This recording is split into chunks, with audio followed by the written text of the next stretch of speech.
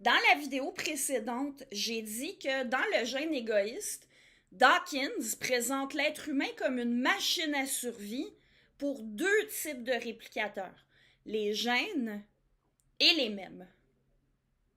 Les réplicateurs sont d'abord définis dans le début de l'ouvrage comme des molécules qui peuvent créer des copies d'elles-mêmes. Dawkins écrit: nous sommes tous des machines à survie pour le même type de réplicateur, les molécules appelées ADN.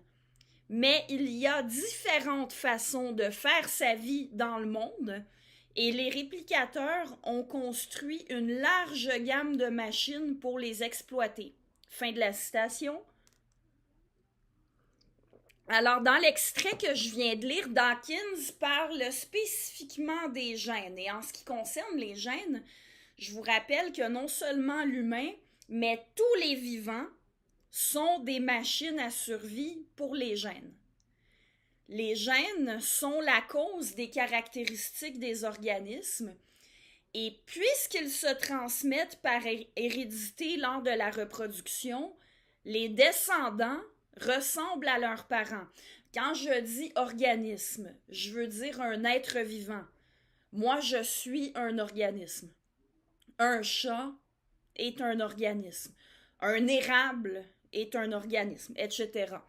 Alors, il faut bien distinguer la réplication de la reproduction. Les gènes se répliquent, les organismes se reproduisent. Se répliquer, ça veut dire laisser des copies de soi-même. Les gènes, ils laissent vraiment des copies identiques d'eux-mêmes. Quand on se reproduit, on laisse des organismes, des nouveaux organismes différents de nous. C'est-à-dire la reproduction ne donne pas lieu à des copies des parents, mais à des nouveaux organismes qui sont semblables à leurs parents, mais quand même différents. D'autant plus que la reproduction est sexuée dans de nombreuses espèces. Alors les descendants partagent la moitié de leurs gènes avec leur mère et l'autre moitié avec leur père.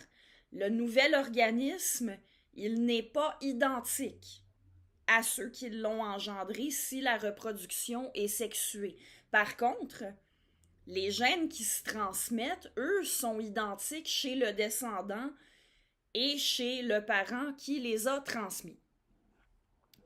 Étant donné que le sujet de la série, c'est la conception de l'être humain, ça vaut la peine de mentionner que l'espèce humaine est justement sexuée. Elle se décline en mâles et en femelles, les hommes et les femmes.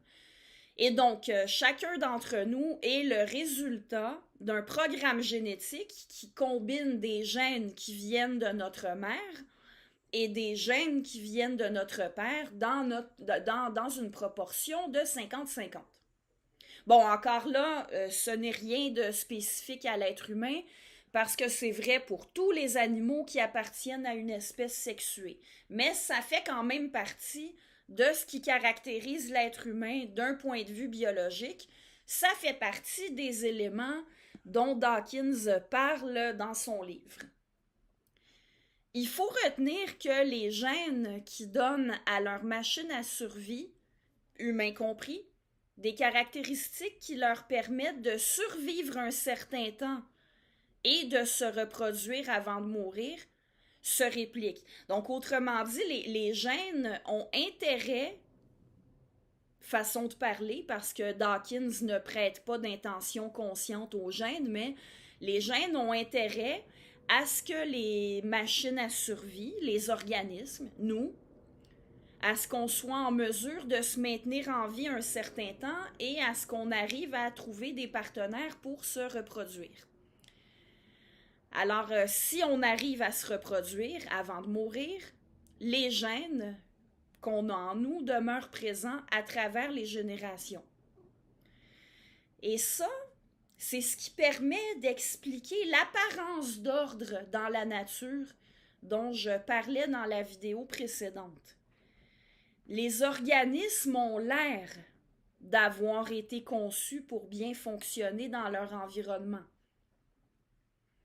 quand on regarde vite, ils ont l'air d'avoir été conçus par un être intelligent qui leur aurait donné le nécessaire pour être capable de se nourrir, de se protéger, de se défendre, de trouver des partenaires pour la reproduction. Mais en réalité,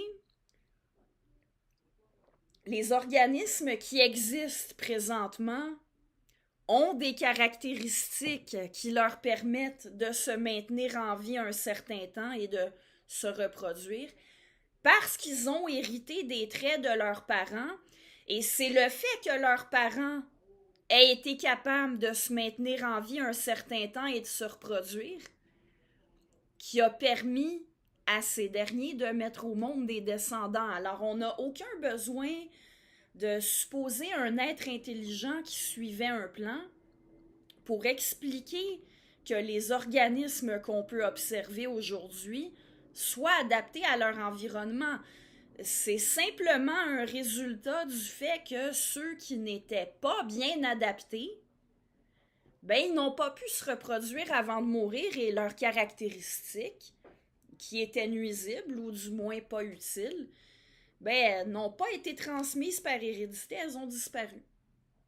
Bref, l'humain est un résultat de la sélection naturelle. Notre espèce perdure parce que les machines à survie que nous sommes se reproduisent efficacement.